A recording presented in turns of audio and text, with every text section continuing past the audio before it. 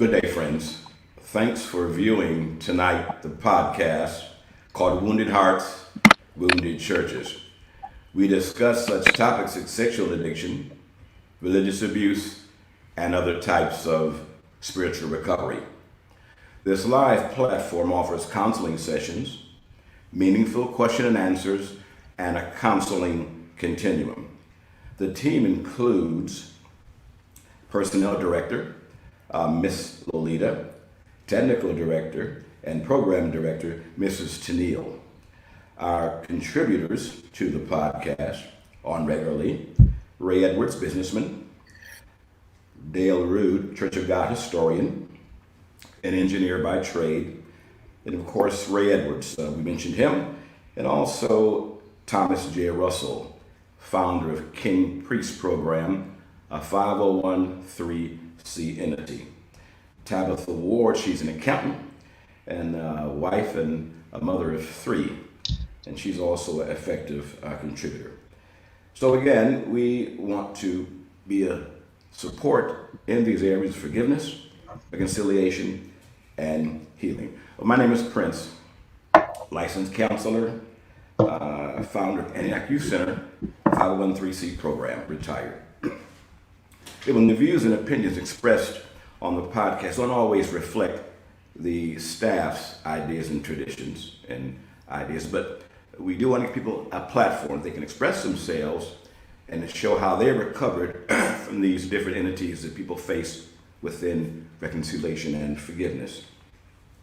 Be advised, some of this content is sensitive, very sensitive, and it elicits viewer discretion. But let me be clear as always, friends, our focus is to be a supporter and implement and sustain just three things: forgiveness, healing, reconciliation. That's our focus. We've all been hurt on some levels of reconciliation when it was lacking, and forgiveness, and some division has been quite prevalent. So we want to be a modality with your help to bind some of these wounds and see forgiveness and see the ranks going forward for the Lord. That's our only purpose. That's our only focus. That's our mantra and our mission statement at Wounded Hearts, Wounded Churches. The next few sessions, friends, we want to discuss the meat of forgiveness and healing and in the home and how that can expand to other areas. We know that forgiveness, if it's not worked correctly, it can move in other areas of the home, of the church, and who knows elsewhere else. But we do want to apply these biblical support systems to enjoy Bible salvation. So again, we're going to talk about a bit about the home and relationships, but forgiveness, if not directly dealt with, is malignant. We want to see it be benign. And if what works in the home works in the church. Those same tendencies of forgiveness, they work wherever you go. Beautiful part about it. I want to thank our friends for viewing the podcast last week. Sis Sandra, about 170 viewers. Thank you all for viewing last week. And we got some exciting email from our listeners also too. I'll read an excerpt from one that we received. I focus on this one thing: forgetting the past and looking to what lies ahead. And I think that's an important thing, to forget about the past and move forward. This viewer, I think, used the scriptures to support that, which is always good. I want to introduce our guest tonight, and as always, we have our listening audience. I want you to join in with your comments and questions. Please feel free. You can go to YouTube, Church of God in Macon, Georgia, and you'll see the live indication there. So feel free to give questions or comments. Also, we have our new PAC program. It's anonymous chat, and that number is 877-594-2841 on your screen there. Some questions might be sensitive. We want you to keep your privacy and anonymity, so feel free to give us those questions, and we will not attach that to your name. And our second guest, Sister Sandra Kevin, happy to have her tonight. She was a blessing last week. And again, friends, she attended Ohio State University. She studied e-commerce. She's a minister's wife and a mom of 3. She's going to walk us through these activities of forgiveness and how she's able to have that in her life and be a blessing for it. So with not further ado, we want to continue with our last week's discussion. All right, Mr. Lolita. Sandra, we're very happy to have you with us again. To recap our last podcast, you were working, a businesswoman who married her Prince Charming, and their perfect life was just like a storybook. But then vices came in and improprieties. It took and turned the story to something else. Being broken, confused, and hurt, you felt betrayed and disappointed.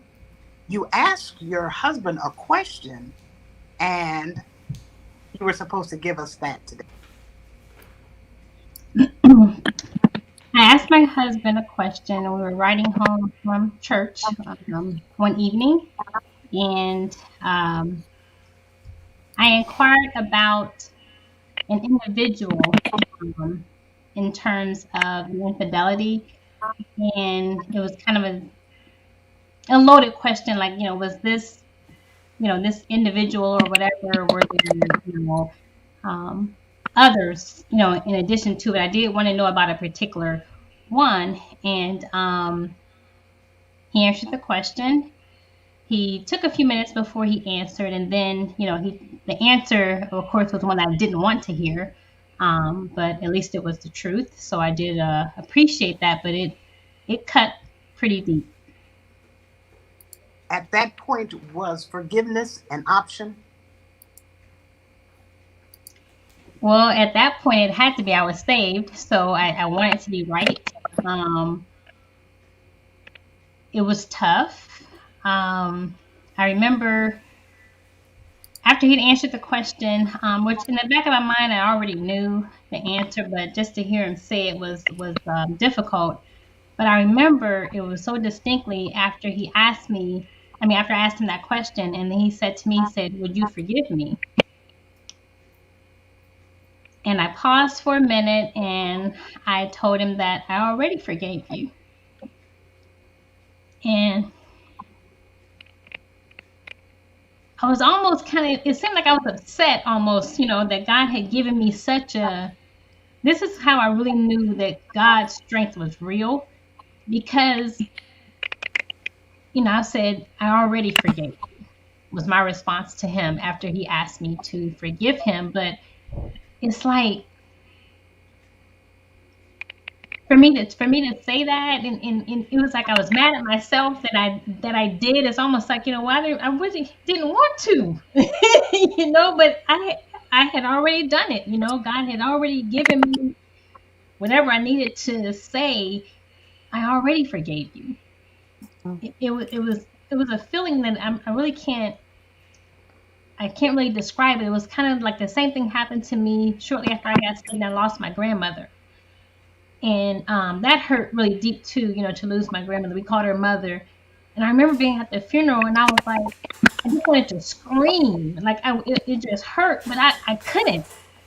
God had just given me grace or whatever he gave me to just be able to take it and just, I almost felt guilty that I wasn't like, just.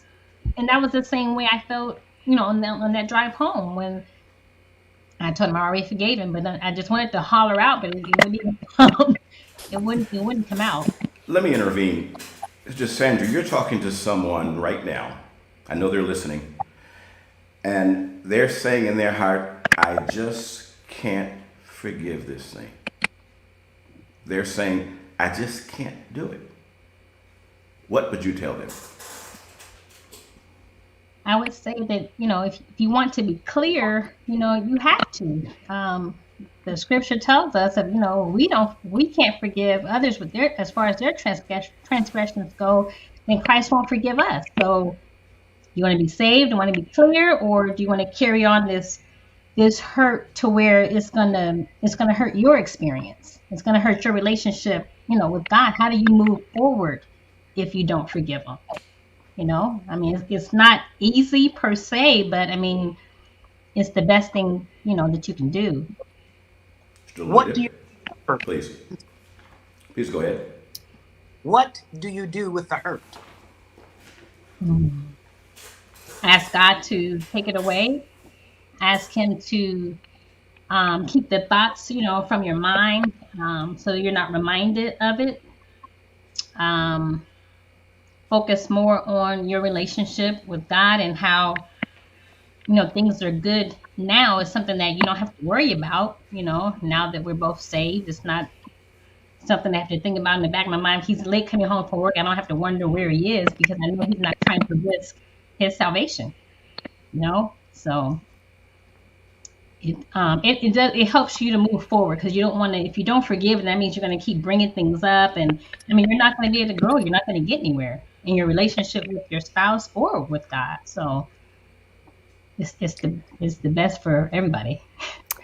Now, I had a question, Sister Sandra. How was that process? I mean, it's one thing to say it, but emotionally, how was that for you? Emotionally, it took some tears. There were quite a few tears that were shed. But I wanted it to work and I wanted it to be good, so I had to pray about it on more than one occasion, just for God to help me because, the enemy would like to bring, thoughts to your mind at certain times and you got to rebuke it and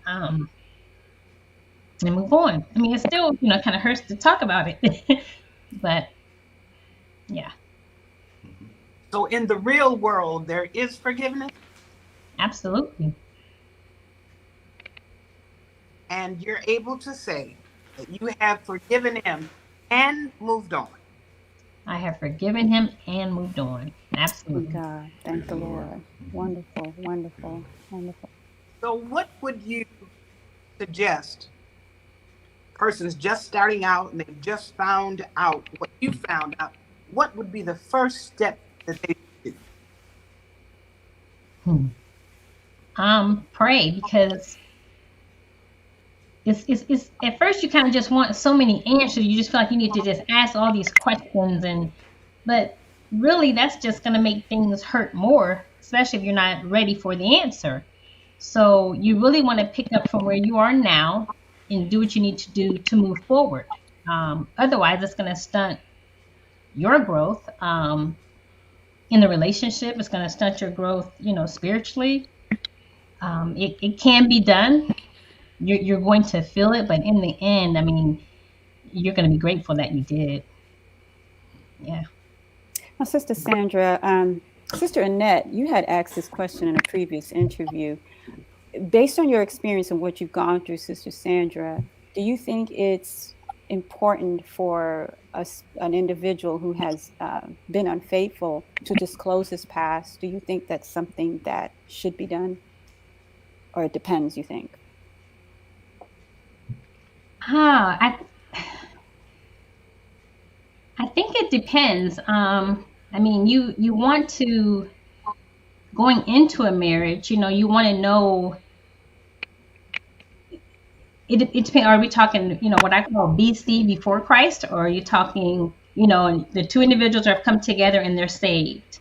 And I think you have to be careful with what you disclose to one another, because you'll put doubt in that person's mind and kind of always have that, in the background to kind of nudge at you. That gives the enemy a door to open. And if you're not ready for that door to be open, that could can create a problem.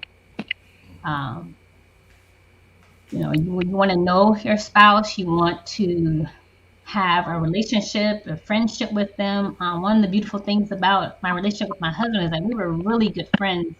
Before we, came together, we liked to hang out. We liked one another as friends, first. And so we had an open relationship where we could talk. So I think, that is helpful, but you need to be ready for those deep questions. You got to be ready for those deep answers. Were there anything on the questions or comments? Well, Mrs. DA313 commented, Sister Sandra, she said, "You're so strong. I applaud you." Wow, I think I Not do me. too. It's definitely not me. I wanted to scream, but it wouldn't come out. So it's not me. Lolita? Definitely not Brother me. Moon, there was a question asked last week. They said, why does one feel that I'm at fault? I didn't do the insurrection, but I feel it's my fault. Was that to Sandra or to me? You, To me. her, Uh, who was it to me or her? Who? to the pastor, All right. Brother Moon. In the counseling field, dealing with almost any area of forgiveness, unforgiveness, a person might feel that their behavior or words precipitated the action.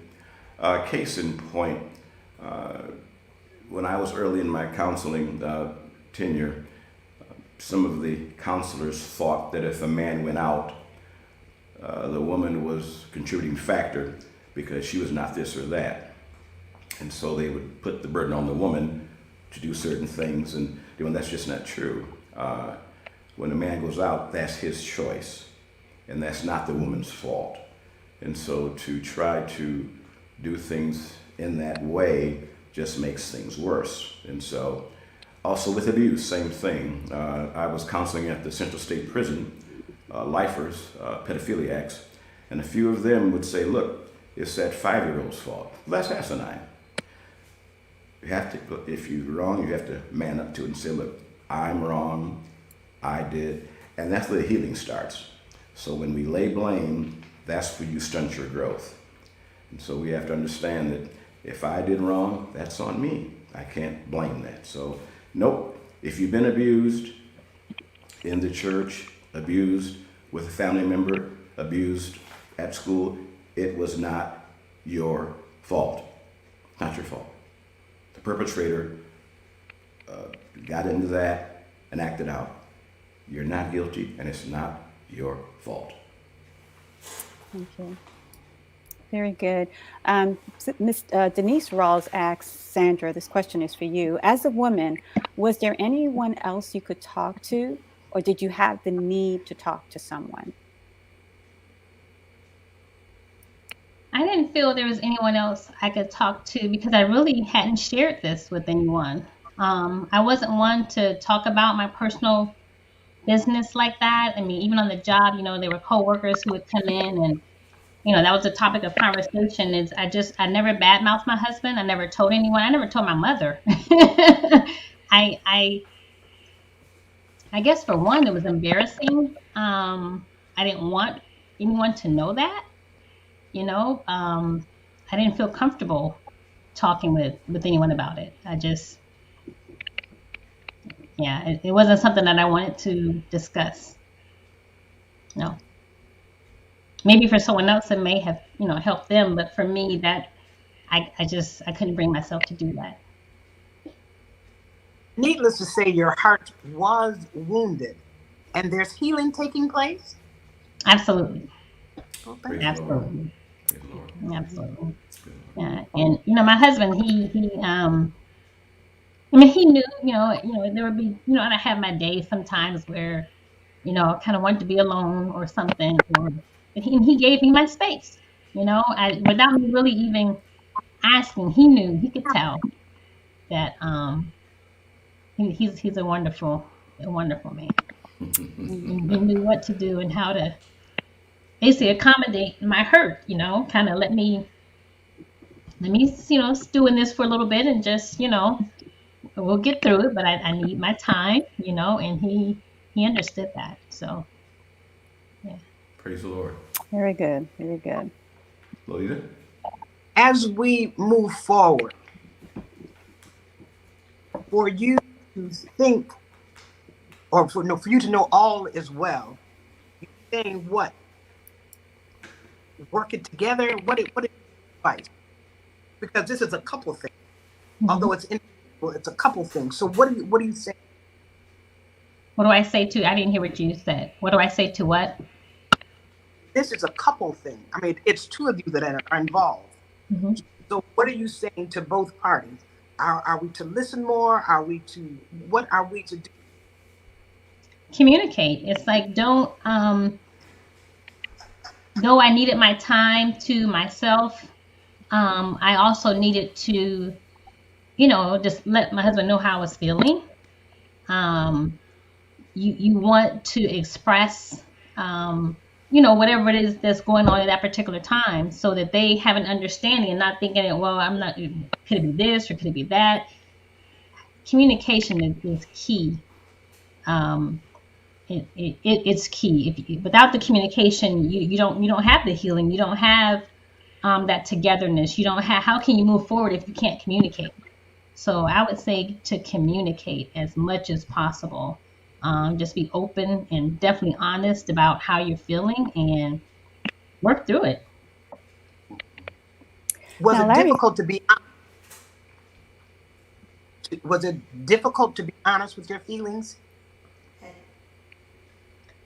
Not really, because like I said, we were such good. My foundation with our friendship made it easy for me to do that. So it wasn't for me that difficult to be honest about my feelings. No. Well, Larry Is there a Fluellen, yes, Larry had a question. He asked, when you talk to someone about a person, why they think you're at fault? Well, personally, I don't know why others may look at it in that fashion, but for me, I just felt like maybe, I was not, I get the right terms here, pure when we got married. So I thought, well, maybe I just wasn't enough. I don't know. Because I felt like, I was doing the things that were right. I remember one time when I was, of course, BC, I was at happy hour one time and we were sitting there. I was like, looked at the time. I was like, oh, let me get out of here. And my friends are trying to figure out when am I rushing to leave. I'm like, well, I got to go, get dinner situated. And they're like, he can pick something up. To me, I mean, that's my husband. I mean, I wanted to go and I wanted to have his dinner ready when he got home from work. That's what I wanted to do. So that's what I did. I felt like that was important. Just because I'm out doing something else doesn't mean that I don't still have that responsibility as a wife at home. So that's something that I wanted to do. But with all the world doing something different, because if we look at statistics, there are 3/4 of the couples now have infidelity in their relationships. So now that we're going against what the norm is, we want to present a united front to let people know that there is forgiveness. And this is what we're doing, correct? Absolutely. I believe, Sandra? Absolutely. I think that we're talking about things from two different angles here. So I believe that if you are, of course, saved, you and your spouse are saved, which is the best route to go as far as marriage. If I had it to do again, I would have wanted us both to be saved when we got married. But for those who are not saved and they decide to marry, marriage is honorable and all, I understand that. I think that is something that it's going to be few and far in between, in my opinion, that you're not going to have that sort of issue on one side or the other, because you're in the devil's territory. And what's going to stop you? In Christ, that if you ruin this relationship, if you go against what God is calling for you to do, you've said, I do until death do you part. We don't know where death is. You may be married for 50 years. If you're in an unhappy marriage to begin with, there's no communication, there's infidelity, and you don't have God, you don't have anyone to turn to. The enemy can just add more from whatever angle he wants to.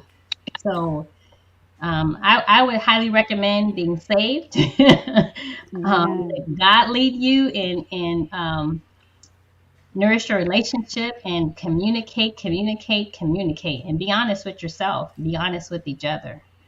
Friends, our time is beyond the time now, and we need to make the linkage. Sister Sandra made some very poignant points about forgiveness. And again, from a counseling perspective, we can use these same techniques in the home and in the church. She talked about getting understanding, number one. She talked about feeling betrayed, number two, and the shock of all that. But when that happens in the church, you can still seek the truth and pray and sticking to it and let God create forgiveness, reconciliation, and healing within Church of God. Friends, this podcast is by Church of God, for Church of God. We want to find ways to implement these three things: healing, forgiveness, reconciliation within the church, because you can't have one without the other. We want to thank our staff working so hard, so diligently, night and day, and our special guest, Sis Sandra. Now, next week, please don't miss it. We're going to get the husband's side of this. That should be exciting to give his input on what went on. But we're just glad she came. Good things were said. Her perspective was very insightful. Thank you for that.